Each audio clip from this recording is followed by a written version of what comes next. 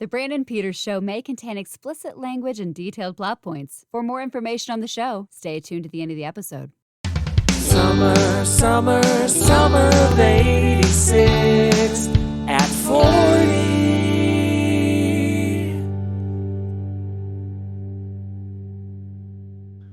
It is Friday, and that means it's time for the Summer of 1986 at 40 music video companion series, where each week a guest and I will discuss an artist, song, and music video from the Casey Kasem American Top 40, which we go over on the Monday episode. To kick off this year, we have actor, writer, musician, comedian, and on social media, I must say, rock and roll historian with a focus on 90s rock alternative, Jacob Givens. Hello. Thanks for having me, Brandon. Happy to be here. Does that work for you? The introduction? Yeah. There. Oh, yeah. That's perfect. You gave me way more things than I even expected, so I was happy to hear them all. There we go. So if people are watching this on YouTube or seeing a clip, they might just recognize you, and tell them about why they would recognize you, or where is it they know you from?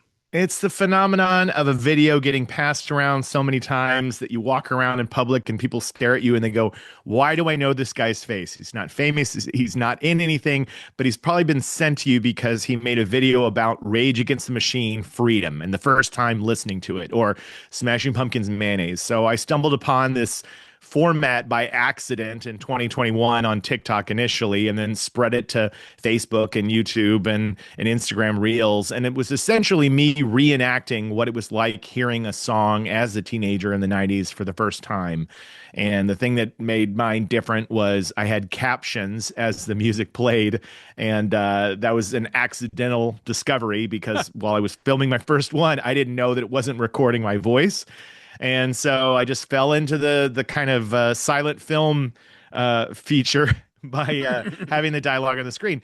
And I was blown away by how they got shared with everybody. But it's been such a fun ride talking about music that I grew up with and bands that I love now, and seeing so much more live music, and just being a part of that has been it's been the best thing that's ever happened to me. So that's maybe why they've recognized me. I'm just realizing some people this may be the first time they hear your voice if they just see some of the. It's funny. Sometimes in comments, people go, "I didn't know you were American," or "I thought you were English," or "I thought you were Australian." It's funny when people have watched me for a long time and they've never seen me speak in a video. They're like, "Oh, I didn't expect you to sound like that." Oh, that's great. And I mean, you've been known. I mean, I believe like people, big name people like Thomas Lennon, recognized you in a crowd one time. That was a dream come true for a diehard sketch comedy fan growing up on MTV's The State. I was like, you've got to be kidding me. So I was so fortunate that a friend was there and was filming this moment where I was watching this thing called the Middle-Aged Dad Jam Band, which is some of the members of The State. And Thomas Lennon comes out and he sees me in the crowd and points at me. And I was like, this is the dream. This is the dream. You've had a lot, and it's led to like collaborations and such as well too. Yeah. Like you embellish from meeting some people that you'd be like, oh my gosh. Yeah, of course, my number one band of all time is the Smashing Pumpkins, and so early on, getting a chance to collaborate with their team and work on putting a video out that would help promote a tour, and for Jane's Addiction as well, getting to meet the band members, and along the way, I've been able to occasionally have some of them come on my podcast. Not the Pumpkins. I've had Jack Bates, who's the current bass player of the Smashing Pumpkins, come on the show, and he's an amazing guy. And I've met Kevin Martin from Candlebox and Kay Hanley from Letters to Cleo, and I've met Sigur Rós, which is this really great Icelandic band, and spent some time with Pearl Jam, and there's just been amazing things that have happened. And every day I'm grateful. I feel very fortunate, and I'm fully aware at my age that it could all be gone tomorrow. So I'm just riding this wave, And you see, that's one thing I like to tell people because I'm part of groups that, advise people on podcasting and stuff. And it's like, it's not, money's great. We'd all love to be doing everything for money. Sure. But sure. it's the opportunities and the people you meet and the things you get to do that become unbelievable, that are priceless, and, lead to other things where just like, hey, this is really fucking cool. Who gets to do this? And that's, there's a no monetary value to that. Like it's like, oh my gosh, Yeah. this is great. And Yeah, chasing dreams in your younger years, 20s and 30s even, mhm. is more about what you're going to get in return, I think. And I think that as you grow older, at least where I am now, it's kind of a gratitude for where you're standing today. Mhm. And that's what changes as I go. Every time I'm standing backstage at a concert, I go, how lucky am I? How lucky am I to be here right now? And it Right. has so little to do with money Mhm. or fame. It has more to do with what I'm experiencing right now is pretty rad. And if it's all Yeah. gone tomorrow, then I'm grateful. Another example of uh previous guest of the show and hero of this show because of her knowledge, director Chelsea Christer, who she made a movie called Bleeding Audio, which was a documentary about the band The Matches. I don't know if Oh, you're awesome. familiar with that. But she talked about it on this show, and it stuck with me, and I'd like to share it with a lot of people that, we really, as a maybe as a country in the United States, need to reassess what success is, because it's all by monetary value. It's all because this band, The Matches, they almost got there. They never got that hit to take them over.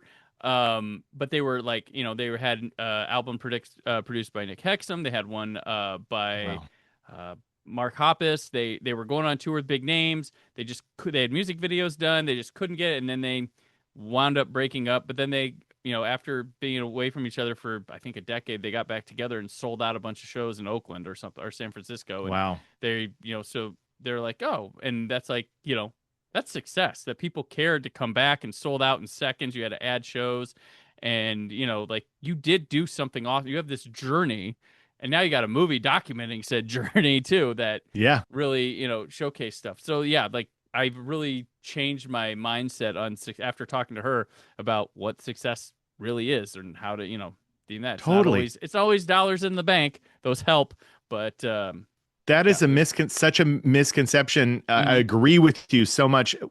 I saw this amazing clip. I wish I could remember the name of the comedian, but it was sent to me, and it was after Timothy Chalamet had made those comments about ballet and opera, Mhm. and this comedian said, I think that's because we've grown to believe that whatever art makes the most money makes it the best kind of art. Right. And we all know that that's not true, Yeah. because the greatest, like the highest paid actors don't necessarily mean that they're the greatest actors and whatnot. We've started to equate, if you make art and you make money, then that means you're successful. So to echo your point Yeah. and what she had said, we need to get away from that, Yeah. because a child doesn't decide they want to be creative so that they're going to get money. Yeah. Somebody doesn't sit down at the piano and create something that's going to change the way music sounds because they want to earn. Yeah. It's Yeah. because they're driven to give something beautiful in this world. And that may sound naive and like just big dreamer stuff, but honestly, in the end, it's the only thing that's going to give you peace Yeah. while you're creating. Is that you have to love it, you have to Mhm. enjoy it, you have to. And if you've got to Right. work at Starbucks, or you gotta, whatever, it's going to be more rewarding than chasing the mighty dollar. Right. Yeah. Unless you're the studio accountant, it shouldn't matter. Exactly. Exactly. Stuff And like I could that. never be that. Yeah. Right. And another thing I like to talk about achieving success is now going by maybe earlier, but going by the IMDb date, this is the 10-year anniversary of your film that you wrote and starred in. I Had a Bloody Good Time at House Harker. It is the So 10 year. It I is the always 10 say, year. you made a film. You went out, you got it, you completed it, and you can watch it on Amazon Prime right now if you have a membership, which is awesome. I wonder, is there ever going to be a physical media release of I Had a Bloody Good Time? I think we'd hope to. When we got this on Amazon Prime, and initially it was on Tubi, Mm-hmm. the cost, you would know this more than anybody, Yeah. is the cost of getting it put on a physical disc, a Blu-ray, a DVD, is a whole other animal. And in terms of distribution rights and how much money you're going to invest into it. But I'm hoping that one day we will get to do a commentary, a retrospective. And there's definitely like those ideas that are always kicked around amongst us.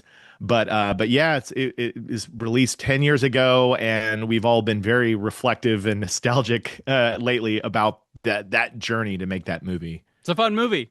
People should check it out. I I'm recently glad. I finally got to check it out.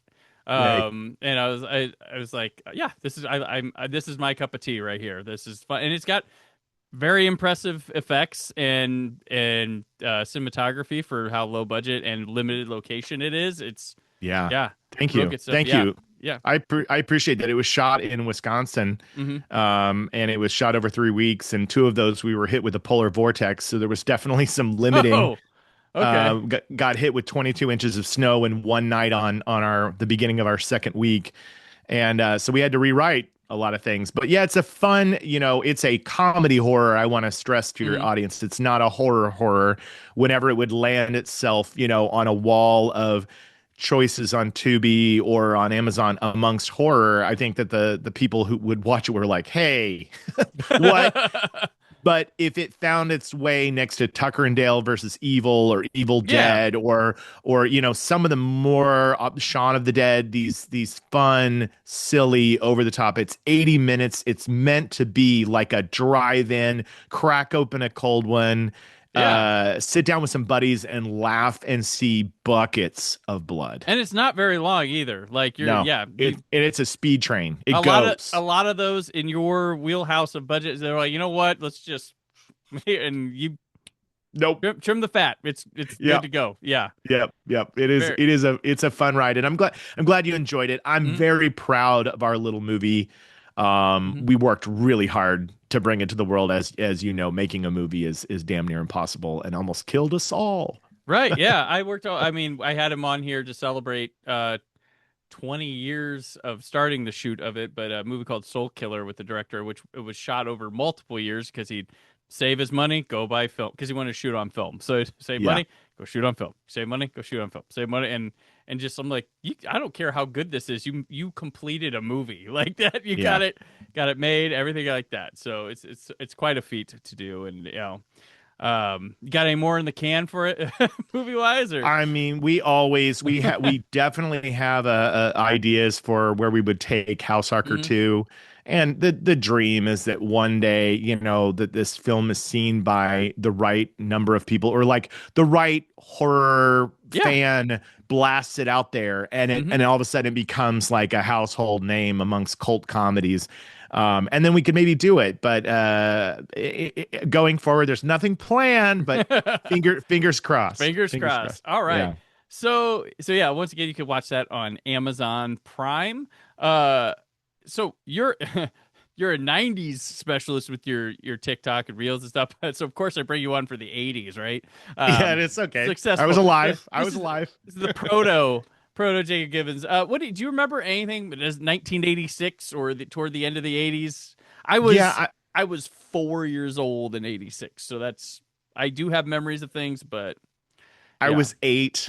I was 8. So I do remember 1986, but it's blurry. It's like that's a very simple time in my life of running around in the neighborhood. It is stereotypical young child in the 80s where you got on a bike in the morning and then you arrived home it was night. It was what we joke about on the internet, drinking from a hose, your family not knowing where you are and being miles from the house and making ramps, with like bricks and planks of wood and doing things that could kill all of us. And no seat belts and road trips where you're laying on the floorboards of the car. I mean, that's what I remember about 1986. It was a lawless time. my friends one time, we found a piece of plywood somewhere, so we decided to put it on the fire hydrants and ride our bikes up. And amazing. Not smart. Totally. We were reckless, and we have survivor's bias because we survived, whereas I'm sure many didn't. But it was I remember me and my friends in the neighborhood, we crawled in like sewer tunnels and tiny things that you could get caught and die in, and all the things like that in 1986. Yeah, we had there was this one, I was telling this story. We had this like area that we had like these like parks, but they're just, I don't know what they were in my neighborhood. And one had these like 4 trees and then this divot this huge divot. And one day I was supposed to go to swimming lessons. I was riding my bike, and I came by, and it had filled up with water because it was raining. It was pouring out. Uh-huh. And there was 3 kids from my neighborhood in there swimming around. And I was like, "Whoa, what's going on?" They're like, "Yeah, we can swim. Just go in your underwear." Well, I'm like, "All right." So I was like, "I don't need if this will count as swimming lessons today." My dad found me. He was so mad because I'm swimming in just mud water, Just whatever. mud water. Yeah, and I didn't go to swimming lessons because they couldn't find me till it was too late. They're mad. That 80s. sounds it's the 80s. It sounds about 80s. right. I'm born and raised Tulsa, Oklahoma as Okay. well. So even though Tulsa is a big city, I lived where you could like there was a point in my time where there was a rope swing over a pond, Yeah. you Yeah. know, like very Huck Finn. Or with a tire on it, or was there? Yeah, Yeah. yeah, totally.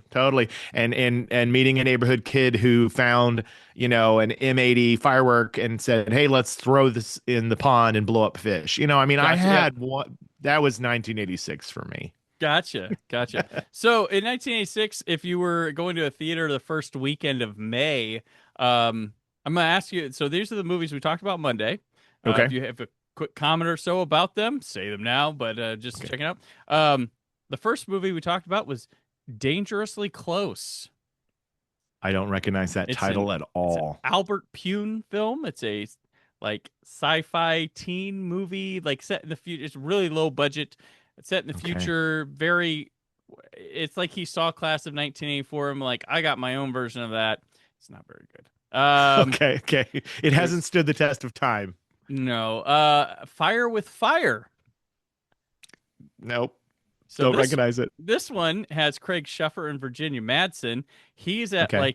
she's at some like Catholic girls' school, and then there's this like reform school boy prison thing, and he gets out of there, and they fall in love, and everybody's like, "Don't you fall in love?" And then they like run away together, and it causes a whole. And the funny thing about this is Madonna wrote what's the song? I talk about I Live to Tell. For this, Oh. they said no, and You're kidding me. And it went with a Sean Penn movie. So no, what happened was the guy who was scoring this movie was scoring it, and then Madonna, he was doing the song with Madonna for it, and they didn't like the score and stuff, so they took it over to another movie that had Sean Penn. She was dating Sean Penn at the time, so "Live to Tell" became the song from that movie, and Wow. not At Close Range. I think it might have been that. That was Okay. that movie or something. But yeah, "Live to Tell" was for Fire with Fire, but they were They like, were "No, they thank had to have you." regretted that decision. They Yeah. totally blew it. They Yeah. blew it. Like it would have given their film so much more legs Yeah. to take a Madonna song. And then the next one is "Last Resort." Okay, I It- recognize that. It's Charles Grodin. It's a Charles Grodin. I Charles Grodin. Aaron Newirth didn't mind it. I was annoyed by it because it's just Charles. I love Charles Grodin, but this is just him yelling and acting like everything's insane every 5 minutes, and I'm just like, oh my god. Yeah. So- I don't remember much about it, but I can that's one of those movies, and this often happens from 80s films. I can see the VHS Yep. cover. Yeah, no. So That's- that was with me. I'd never seen it, but I was like, I remember this cover. Yeah. The last movie I'm sure you've heard of. It's called Short Circuit. Oh, Johnny Five is Johnny alive. Five. I watched that one on repeat. I know it very, very well. Steve Guttenberg, Ali Sheedy, right? Yep. Yeah. And Yep. Fisher Stevens. Fisher Stevens, which wonderful performance, but not okay by today's standards. I hadn't seen it since forever till this, and I was Yeah. like, oh wow, that's real.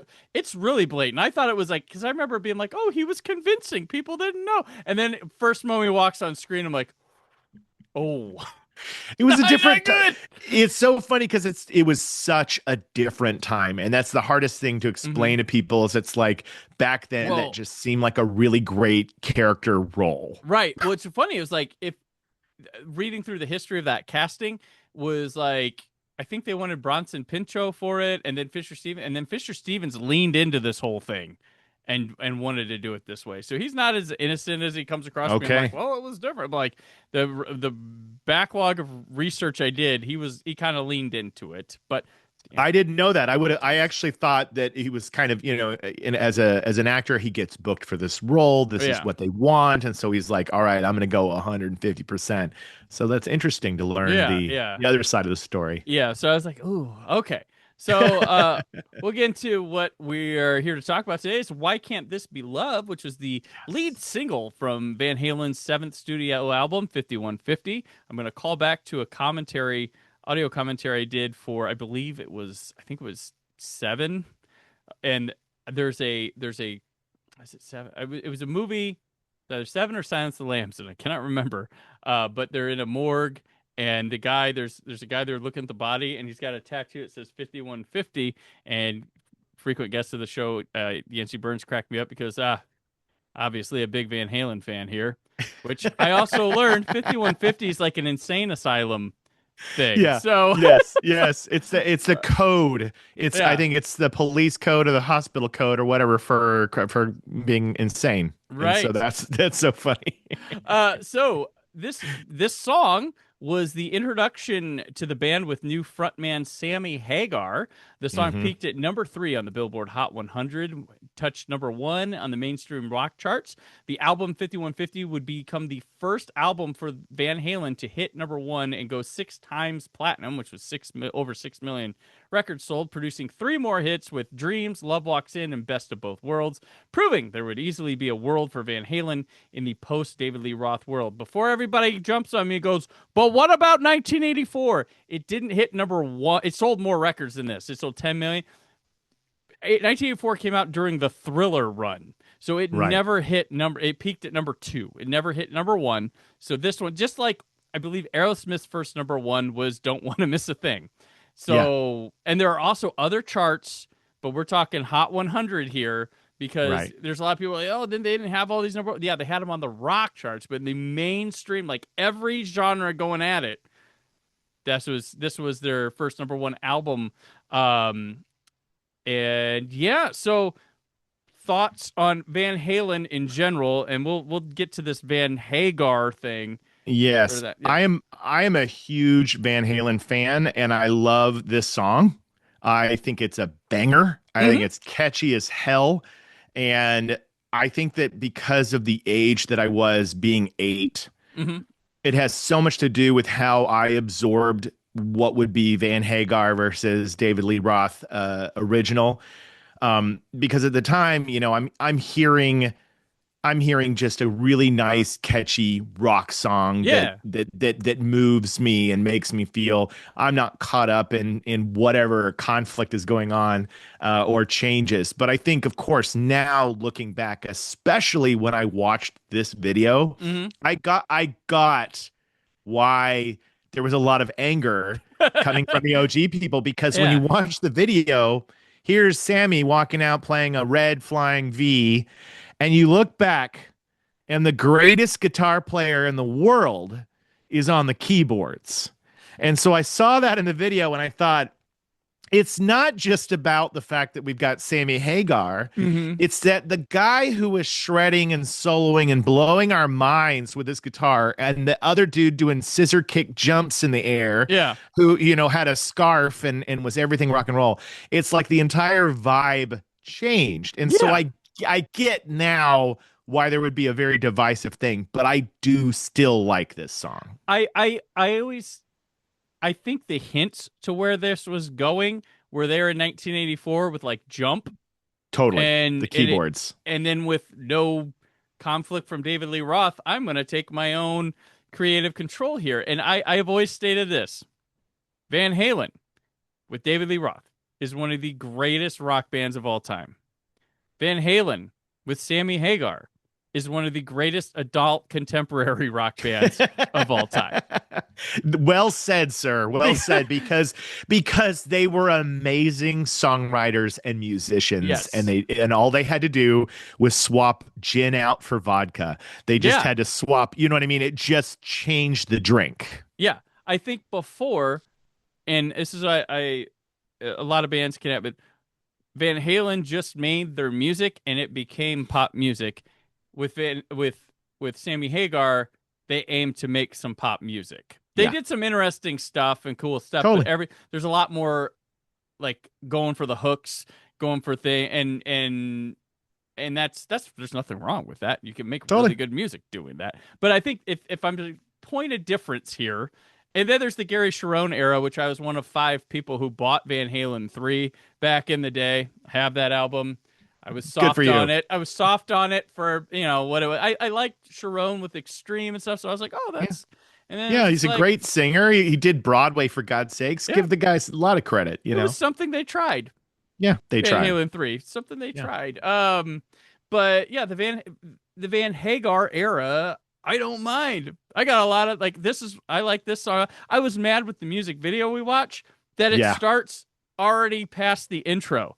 Because the Yes. intro is like, "Bleh," and it's like, oh, let's get, don't Boris get to the chorus. But I was like, come on, if this is, and it's a live video too. So I'm like, you Totally. could have included that. It's not like it was, we need to focus on the story of the video here. But, Yeah. yeah, so yeah, Van Halen is one of my, I love Van Halen. I, yeah, the Roth era, definitely. I didn't get to see them in concert until like, it was like a year or a year and a half before Eddie died. Or No, you're 2 lucky years. that you got that. I never even got a chance to see Eddie before he died, and that breaks my heart because He he's looked appearance wise, he looked like, hey, my dad's playing over at the bar and grill tonight. Like that's what right. he kind of looked like. He Yeah. had his t-shirt tucked into his jeans. He had the like white goatee, but he came out, did Eruption, and then some, and it was like, yeah, he still got it. And He's one of the all-time greats, and I love this band. And Dreams is actually one of my favorite Van Halen Hagar songs. yeah, I love that song. The Blue Angels video I used to watch as a kid. It hmm went nuts for that. And then, the another big thing too about the different eras is a lot changes when you're on drugs and you're partying and drinking every night when you're at this stage of your career, and then all of a sudden this stage of your career you're now traveling around the planet and you're playing everywhere and you're known by everybody. And so it's just different priorities. It's like yeah, in those early days, it was like they could be the wild party band, but yeah. you grow up They didn't sometimes. last, and they became, I think, and this isn't a knock against anybody, but like I think the moment they started becoming uncool, like they had a good 2 decade run or 3, the Yeah. 70s. I always Yeah. forget. Yeah, they were there in the 70s too. Um, is when they got back together with David Lee Roth. They Yeah. did the MTV Music Video Awards, and then they had the backstage interview that Roth didn't like, but Eddie's answering questions when you got all these teens' eyes on you, and he's like, oh, I have back surgery, and we're Yeah. just I'm like, oh, that That was kind of the turning point where it yeah. became like an older guys band, right? Yeah, It and then just they brought in Sharon that didn't have. Yeah, it became like, oh, and when I went to see them, I got like it was funny because like my sister and I were gonna go. We were like knocking it off the bucket list, and she was like, "You want to get tickets?" I'm like, and tickets were only like at this time like $35. I'm like, just Wow. wait, just wait. We'll get them.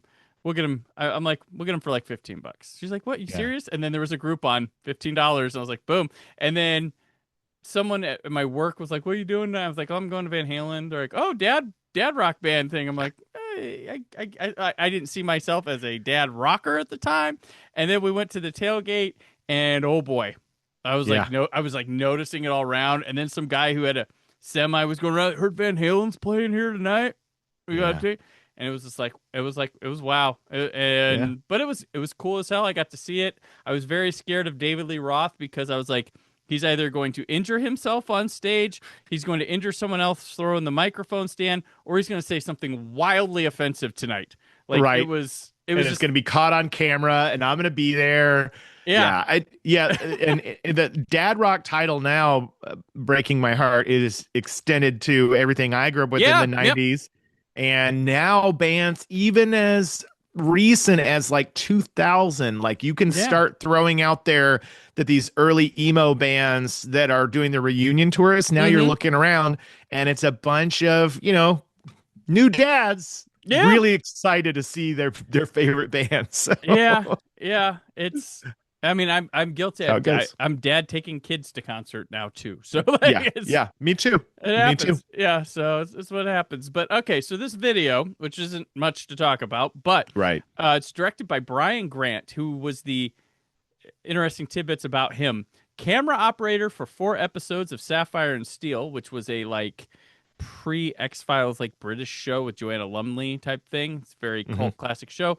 Did 28 episodes of The Muppet Show, camera operating, and 24 episodes of Sesame Street. So he got in with the Henson crew a little bit. Look at that.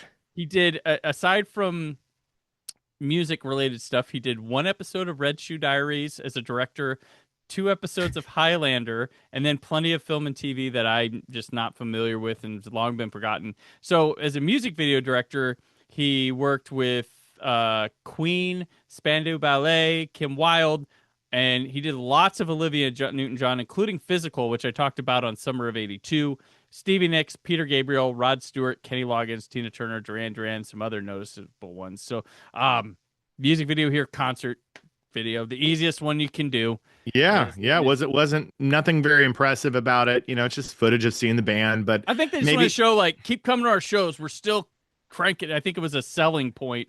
I think so. To prove rather than storytelling. Yeah. Once I saw that this is the debut of Sammy Hagar to the world, they did that on purpose. They were like, we have to show everybody that crowds show up, that they've got a lot of energy, that it's a fun time. If they had gone for some artistic cinematic video or story, people would have just fixated on the fact that David Lee Roth wasn't there and who's this guy and who does he think he is? And it's like, just show him in the context of rock. So much so let's put a guitar, in his hands to show he rocks, Yeah. So yeah, anyway. I think they're trying to show, like, we're still the same band in a way. There's just a new guy up front. And if you did a storytelling music video, you might give the wrong impression that, what are they doing now or something like. Because if they did a song, imagine if like Love Walks In was their first single off this album, be like, who the fuck is this band? Totally. Like, that would have been that wrong move. Yeah. You got to be very careful. I mean, stuff like Pound Cake wouldn't come later, but that would have been a good kickoff one to be like, we're still fucking rocking. Yeah, dude, we're using a power drill on my guitar. Yeah, that would have been something. But no, they went with this, and 5150 is a great record too. Like it's only 9 track. Back when like you could put out 9, and so that's fine.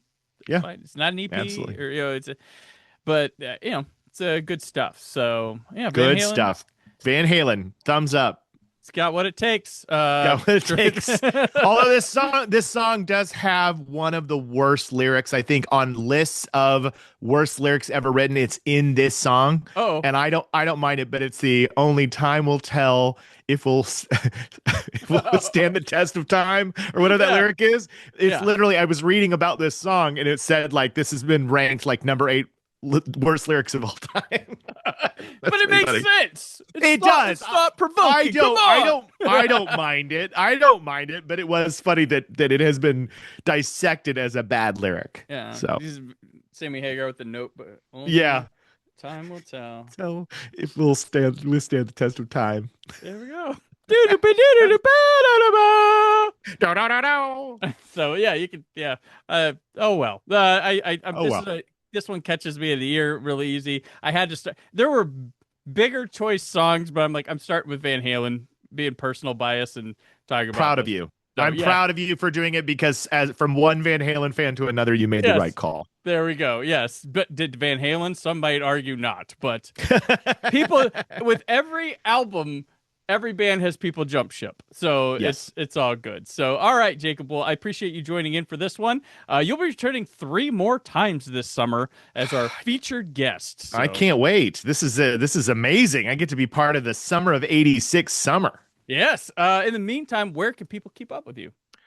You can find me on all social media platforms. It's usually just Jacob Givens, on all of them. The only place that it's different is on TikTok, where it's the Jacob Givens, and it's because I guess I was a little too late to grab my own name. But you can find me just Jacob Givens on anything. And then I Had a Bloody Good Time in House Harker is on Amazon Prime, and somebody just told me it's on something called Plex. I'm not familiar with that one, but there's a lot of streamers that I'm like, what is that called? What's it? I found one. So when I'm digging up movies for researching on many things, I find like there was one. It's called Filmzie, Filmzie, and it's got a lot of stuff. And I was like, okay, that exists, and it's there's free. There's tons of streamers out there, aren't there? Though my favorite one to always tell people about is Canopy with a K, and then there's also Hoopla. Those are okay. You just need a library card, and you have a Criterion level streaming service. Oh, I've heard about those. Yeah. Awesome. So, Awesome. very cool. All right. I'm on the socials of Brandon 4K UHD. You can subscribe to the YouTube channel where you can watch us talking or check out my 4K Blu-ray or DVD reviews. If you're listening when this episode drops, I'm at PopCon, so come on by the podcast stage and say hello to me, or come watch one of my shows when they're on. I prefer those. So there's other people, but they're, not as good, right? No, I give away prizes. That's why people like mine. I'll also be appearing this summer at Days of the Dead in Indy in July, as well as Long Island Who in August. So there you have those chances to find me all across the United States. All right, Scott, Aaron, and I return for more Summer of 86 at 40 on Monday. Till then, stay film positive. Summer, summer,